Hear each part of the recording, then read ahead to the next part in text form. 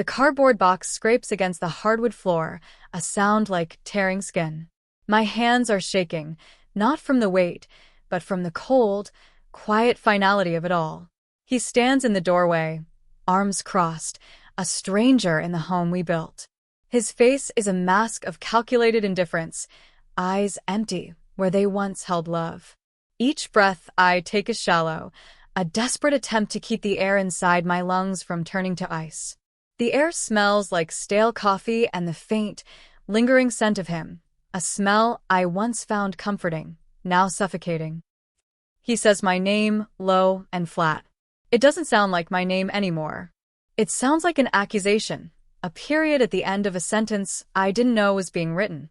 He gestures with his chin towards the box, towards the open door, towards the life he is systematically dismantling, piece by piece.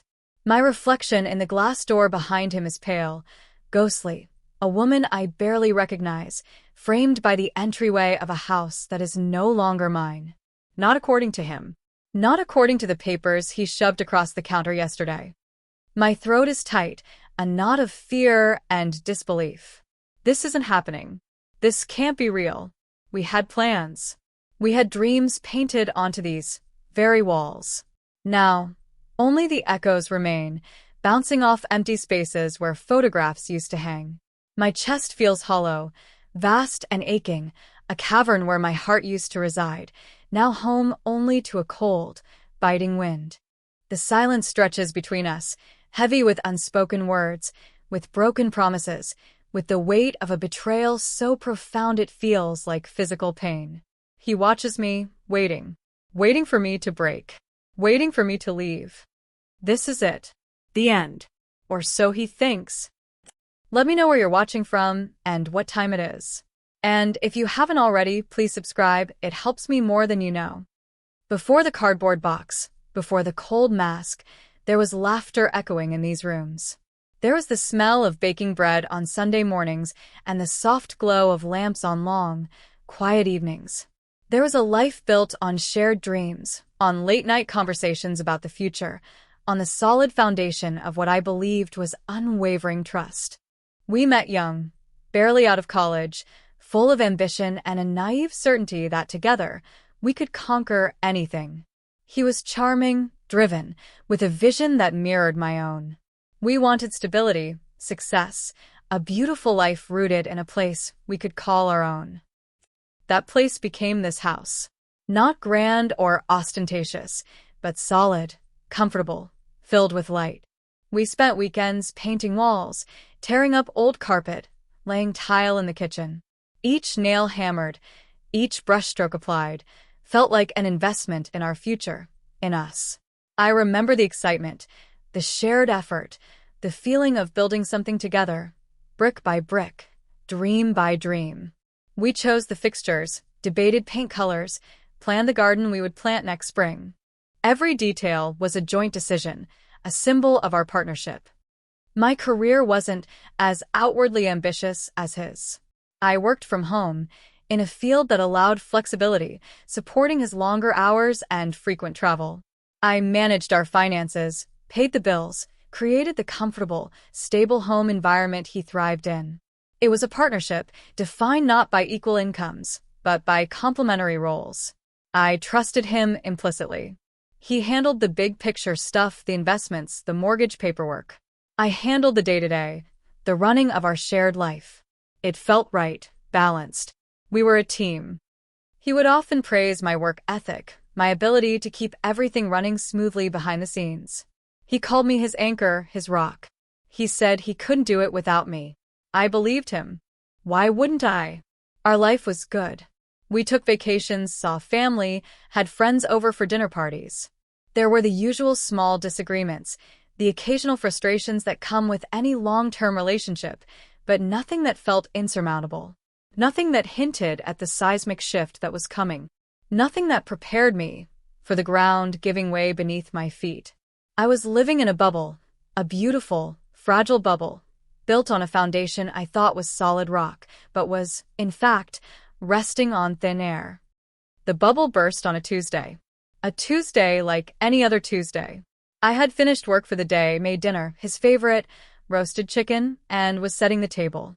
He came home late, which wasn't unusual, but there was a tension in his shoulders, a stiffness in his movements that I hadn't seen before. I asked if everything was okay. He didn't answer immediately. He just stood there, by the coat rack, still in his jacket, holding a thick envelope. The silence stretched, thick and suffocating. My heart started a slow, heavy drum against my ribs. He finally looked at me. His eyes were flat, devoid of any emotion I recognized. He walked over to the counter, placed the envelope down with deliberate care, as if it were fragile. He didn't sit at the table. He didn't take off his jacket. He just stood there, a wall between us. "I want a divorce," he said. His voice was low, steady, devoid of inflection. Just a statement of fact, like reporting the weather. The words hung in the air, vibrating in the sudden stillness of the house. Divorce. It was a word that belonged to other people, people with messy, broken lives. Not us. Not our life. I must have misheard. I asked him to repeat himself, my voice barely a whisper. He did. The same words, same flat tone. Then he pushed the envelope towards me. "The papers are all in there." My lawyer drew them up. Papers. Divorce papers. Just like that? No discussion? No warning? My mind reeled. What about everything? Our life? Our home? Our future? As if reading my thoughts, he added, "I've also filed for eviction. You'll need to be out in 30 days. Eviction. From my own home? From the house I helped build? The house where I spent countless hours, where I poured my energy, my love, my life? The house where I felt safe. This wasn't just a divorce. This was a hostile takeover. This was an act of war. And I was completely unprepared. I remember the shock, the cold wave washing over me, leaving me breathless and dizzy. I stumbled back, grabbing the counter for support. The roasted chicken sat on the table, a symbol of the domesticity he was so casually discarding. It felt grotesque, absurd. He started talking about assets, about legal terms, about the equitable distribution of nothing for me. He said the house was in his name, the mortgage solely his responsibility. He had taken care of everything, he said, to protect us, to make things simpler. Simpler for whom? It was simpler for him to erase me. Simpler for him to claim everything we built together as solely his. I don't remember much of what he said after that. My ears were ringing. The world seemed to tilt on its axis. I looked at him, this man I had shared my life with for over a decade, and saw a stranger.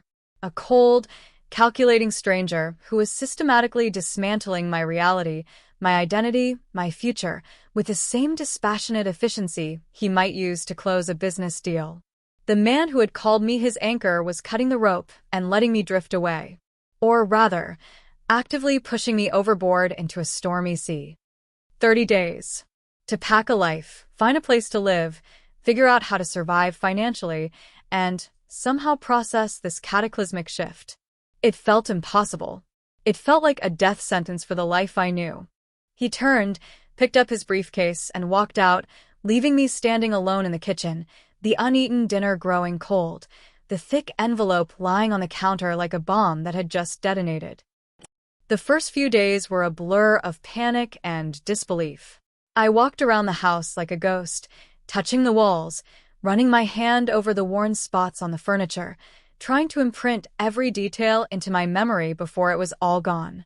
I tried to talk to him, to understand, to beg for some shred of decency, some explanation. He refused. His phone went straight to voicemail. He communicated only through his lawyer, cold, legalistic emails that stripped away any human element from the situation. The house felt like a cage, and the clock was ticking on my sentence. Packing was agonizing. Every item was a memory, a reminder of a moment, a trip, a shared experience. Folding clothes, boxing books, wrapping fragile ornaments. Each task was punctuated by waves of grief and anger. Where was I supposed to go? My income, sufficient for contributing to our joint life, was not enough to secure a place of my own, not in this market, not with such short notice. I reached out to friends, feeling a burning shame. Some offered platitudes, others awkward silence. A few offered a temporary couch, a few days here and there, but nothing stable. Nothing that felt like a home. His lawyers were relentless. Demands for access to his property, emails about inventory, veiled threats about involving the police if I didn't cooperate. Cooperate with what? With my own erasure? With being made homeless? The injustice of it all burned like acid in my stomach. How could he do this? How could the man who promised to love and cherish me suddenly treat me like an unwelcome tenant? I spent hours online, researching tenant rights, divorce law, anything that might offer a lifeline. Every article, every forum, seemed to confirm my hopelessness. If the house was solely in his name, if my income wasn't formally tied to the mortgage, if I hadn't contributed financially in a way the law recognized as significant towards the purchase, my income was primarily towards living expenses, renovations, savings we built together but which were now in accounts solely in his name or mysteriously empty, my rights were minimal. As a non-tenant spouse being evicted from a property solely owned by the other spouse, the legal landscape looked bleak. The fact that we were married didn't seem to matter as much as the name on the deed. The physical toll was immense. I wasn't sleeping, barely eating. My body ached with a deep, bone-weary exhaustion that no amount of rest could fix. Stress headaches were a constant companion. I felt isolated, adrift. My identity had been so intertwined with being his wife, with being the keeper of our home, that without it, I felt like I was dissolving. Who was I now? A woman being thrown out of her home by the man she loved. It was a harsh, brutal definition. He would occasionally show up, ostensibly to collect mail or check on the house, but really, I knew, to exert his power, to watch me pack, to ensure I was complying. He never spoke directly to me, always through his lawyer or with curt, dismissive gestures.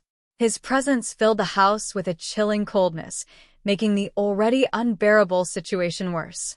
I started staying out as much as possible, driving aimlessly, sitting in parks, just to avoid being in the same space as him. The house that was my sanctuary had become a source of terror. The eviction date loomed like a dark storm cloud on the horizon. I managed to secure a temporary place to stay, a tiny, cramped room in a shared house, miles away from everything I knew. It felt like another step down, another loss of dignity. I packed the last few boxes feeling numb. This was it. The day was almost here. The day I would walk out of the life I had built, with nothing but a few boxes of possessions and a shattered heart. I felt utterly defeated, powerless against his cruelty and the cold machinery of the law. The night before the deadline, I sat on the floor in the nearly empty living room, the silence amplifying the despair in my chest. Moonlight streamed through the large window, illuminating dust motes dancing in the air. This room, where we had hosted parties, where we had curled up on the couch watching movies, where we had talked for hours about everything and nothing. Now it was just an empty shell, waiting for a new occupant. I thought about how it all happened, how he could turn so cold, so fast. Was it always there, hidden beneath the surface? Was I just too blind, too trusting to see it? The questions circled endlessly in my mind, a cruel carousel I couldn't get off. I replayed conversations, searched for clues I must have missed, some hint of the betrayal to come. But there was nothing. Or maybe I just didn't want to see it. My gaze fell upon the fireplace mantel. It was bare now, stripped of the photos and trinkets that had adorned it. But something else was there, tucked slightly behind the edge. An old wooden box. I hadn't packed it because I didn't know what was inside. It was something we had put up there years ago, maybe when we first moved in. Curiosity, a small ember in the vast emptiness, prompted me to reach for it. It was heavier than it looked, made of dark, polished wood. There was no lock, just a simple clasp. My fingers fumbled with it for a moment before it sprang open with a soft click.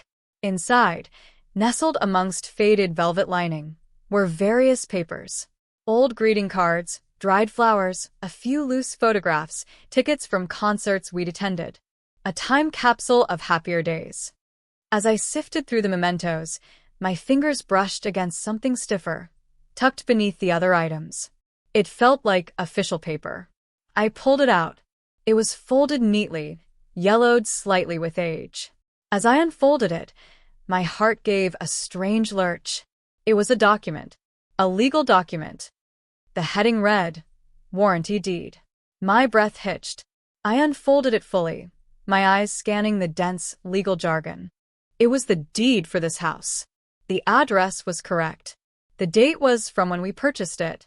My eyes darted to the names listed as the grantees, the people who owned the property. And there, in bold, typewritten letters, were two names. His name. And mine. I stared at the paper, uncomprehending. This couldn't be right. He had said the house was only in his name. His lawyer had confirmed it. The divorce papers listed it as his sole property. But this was the deed. The official record. And my name was on it. Right there. As a co-owner. My mind raced. Why would he say it was only his? Why would his lawyer proceed with an eviction if I was a co-owner? Unless he didn't know. Or unless he thought I didn't know. Or unless he thought this old, physical copy of the deed was lost or destroyed, and he was counting on the digital record somewhere being in his name alone, perhaps altered, or perhaps simply overlooking this original document. A memory surfaced, hazy at first, then crystal clear. The closing day. We were so young, so overwhelmed by the process, the stacks of papers, the legal terms. We signed everything they put in front of us. The lawyer explained things, but it was a blur. I remembered him handling most of it, saying he'd take care of the paperwork. I had just signed where they told me to sign. I never asked for a copy of the deed afterward. I trusted him. Completely. And he must have filed the official copy with the county, but maybe, just maybe, he hadn't realized my name was on the original document he kept for his records. Or maybe he did know, and assumed I'd forgotten, or assumed this copy was gone. A cold, hard certainty settled in my gut. He wasn't just divorcing me and kicking me out. He was trying to steal my share of our most significant asset. He was trying to commit fraud.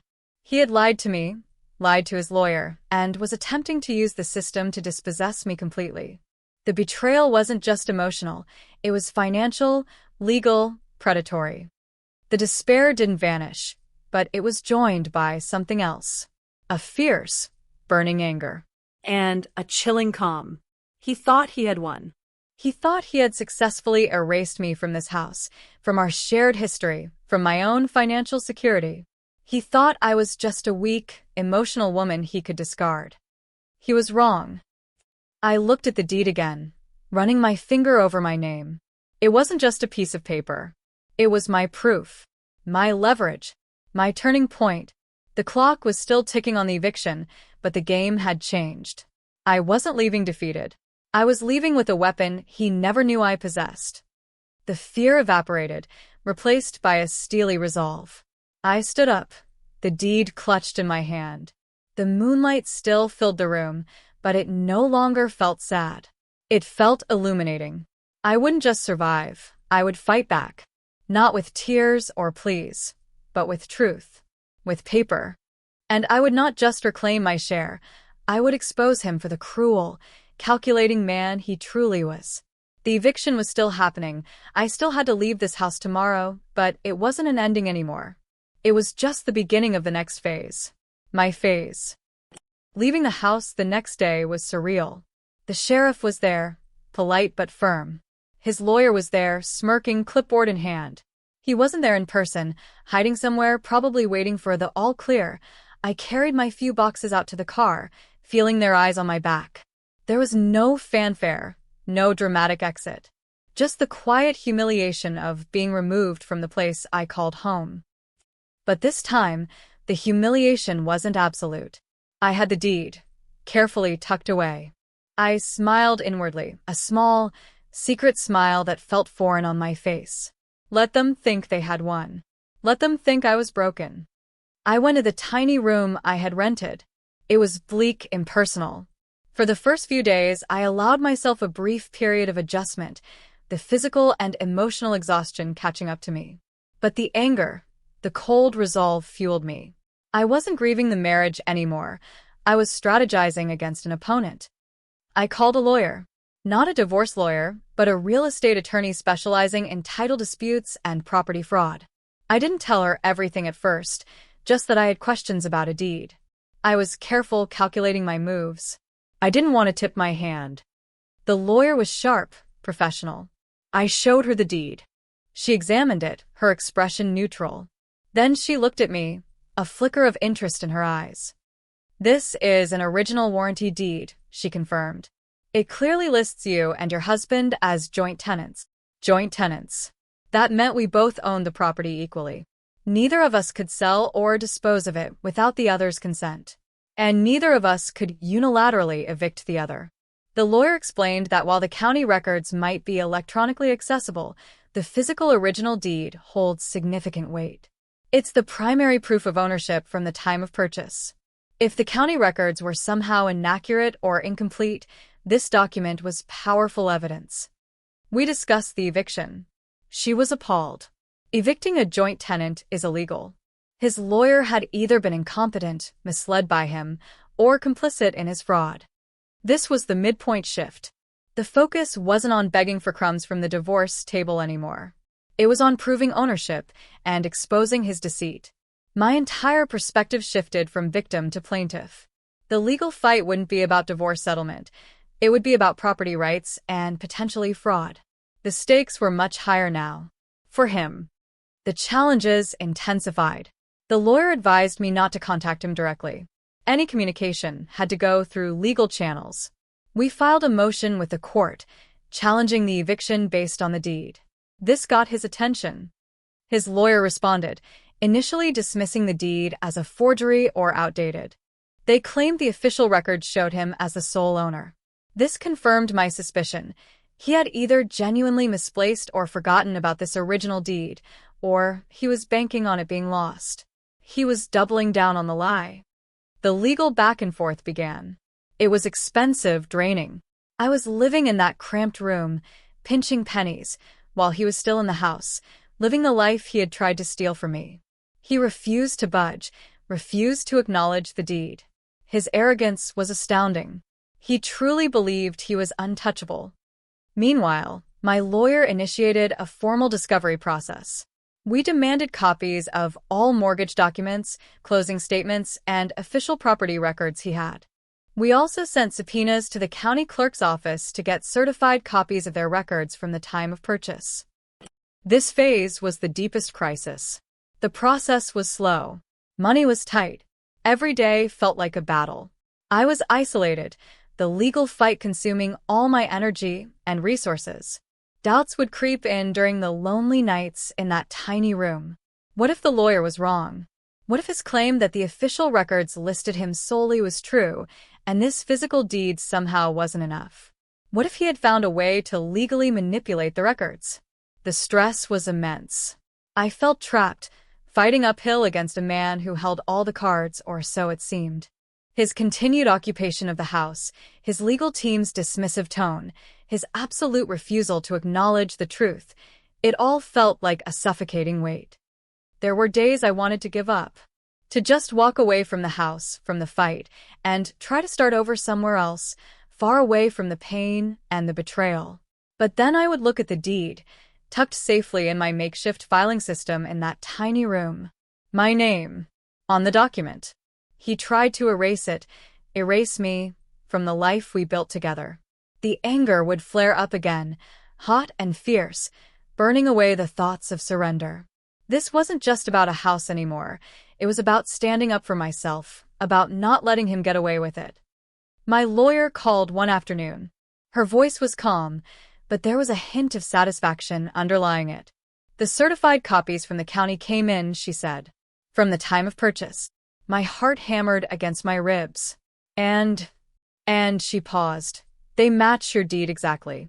You are listed as a joint tenant owner on the official records filed with the county at the time the house was purchased. A gasp escaped my lips. The official records. They matched. My name was there. It had been there all along. He hadn't manipulated the records. He had simply lied. Either he genuinely didn't know, or he assumed I didn't know and was banking on me being too crushed, too ill-informed, or too scared to check the public records himself. He had been counting on my ignorance and despair. This was it. The turning point. The irrefutable proof. The game wasn't just changed, it was over. He had played his hand, thinking it was a winning one, unaware that I held the ace. My lawyer explained the implications. Not only was the eviction illegal, but his entire divorce filing, which claimed the house as his sole property, was based on a material misrepresentation of facts. This could have serious consequences for him, potentially involving legal sanctions, maybe even charges if we pushed it. More importantly, it meant I had significant leverage. The house wasn't his, it was ours. Jointly, We decided on the strategy. We wouldn't just present the proof. We would deliver it in a way that allowed me to witness his reaction. My lawyer scheduled a mandatory mediation session, a common step in divorce proceedings, but this one had a twist. The agenda wasn't about negotiating terms. It was about presenting irrefutable evidence of his fraud. The day of the mediation arrived. It was held in a sterile, neutral conference room at the courthouse. He was there, seated across a long table, next to his lawyer. He still had that air of cold confidence, a slight smirk playing on his lips.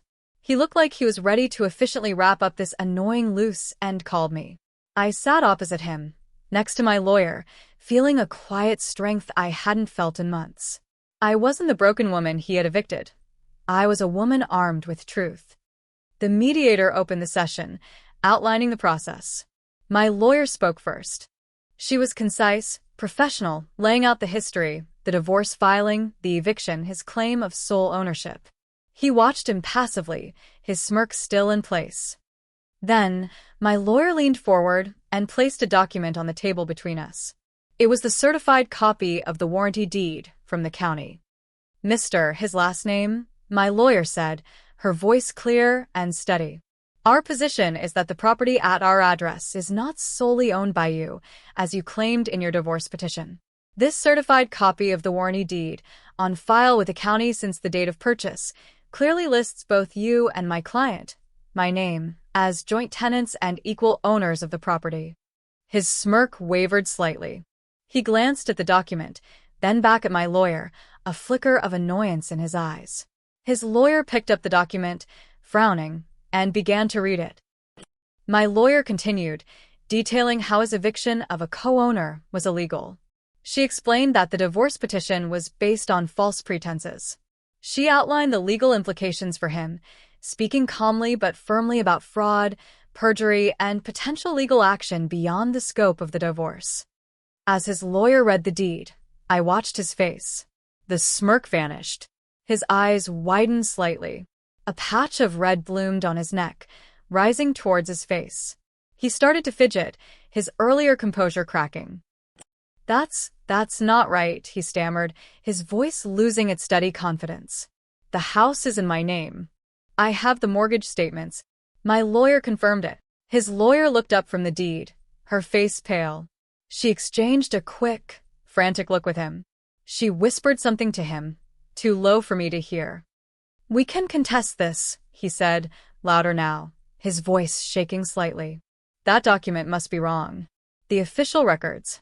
These are the official records, my lawyer interrupted, her voice sharp. Certified by the county clerk's office. You are listed as joint tenants on the deed filed at the time of purchase. And we have the original document, signed by all parties at closing, confirming this. She then produced my physical copy of the deed, placing it next to the certified copy. The yellowed paper, the familiar heading, the clear typewritten names. He stared at them, his face draining of color. The arrogance completely gone, replaced by a look of sheer, unadulterated horror. His eyes darted between the two documents, then to his lawyer, whose expression was grim. He looked like he had been physically struck. No, he whispered, shaking his head slowly. No, that's not possible. His lawyer was speaking again, her voice hushed, urgent. She was explaining the gravity of the situation, the evidence, the implications. He wasn't listening. His gaze was fixed on the deeds on the table, as if they were ghosts come back to haunt him. His breathing became shallow, ragged. He clutched the edge of the table, his knuckles white. He looked around the room frantically, as if searching for an escape route. He opened his mouth to speak, but no sound came out. Then his eyes rolled back in his head. His grip loosened on the table, and he slumped forward, collapsing onto the polished surface with a sickening thud. Papers scattered. His lawyer gasped, scrambling to help him. He had collapsed, blindsided by the truth he thought he had buried. The man who had coolly and deliberately tried to take everything from me, who had subjected me to eviction and humiliation, was now lying unconscious because his carefully constructed lie had been exposed by a piece of paper with my name on it. I sat there, watching the chaos unfold around him, feeling nothing. Not triumph, not glee. Just an icy calm, a profound weariness, and a deep, deep sadness. This was the climax he had orchestrated, but not in the way he intended. He had built his victory on a foundation of sand and deceit, and it had crumbled the moment the true ground beneath it was revealed. His collapse wasn't just physical, it was the collapse of his entire scheme, his entire false narrative. He thought he held all the power, but the power was in the truth, and the truth had my name on it. The mediation session ended abruptly, with paramedics being called. I left the courthouse feeling hollowed out, but also strangely liberated. The immediate aftermath was a flurry of legal activity, though thankfully less confrontational after his dramatic physical response. His lawyer, now fully aware of the situation, seemed eager to mitigate the damage. The divorce proceedings were essentially frozen. The focus shifted entirely to the property ownership dispute and the implications of his attempted fraud. My lawyer made it clear that we had the evidence to pursue this aggressively, potentially leading to severe consequences for him. Faced with irrefutable proof and the threat of much bigger legal trouble, his position crumbled. There was no more talk of the house being solely his. The conversation was now about how to rectify the situation. The resolution came relatively quickly after that, mediated this time with a different tone. The house was indeed confirmed as jointly owned. Given the circumstances, the illegal eviction, his fraudulent claims in the divorce filing, my position was incredibly strong. He had forfeited any right to negotiate from a position of power. We reached an agreement. He would sign over his share of the house to me completely. In exchange, I would not pursue legal action against him for fraud or perjury. It wasn't a negotiation, it was a capitulation on his part. He was desperate to avoid the consequences of his actions. So, the house is mine now. The man who tried to throw me out ended up giving me everything. It should feel like a complete victory, a moment of pure, unadulterated triumph. And in a way, it is. I am back in the house. It's quiet now. His things are gone.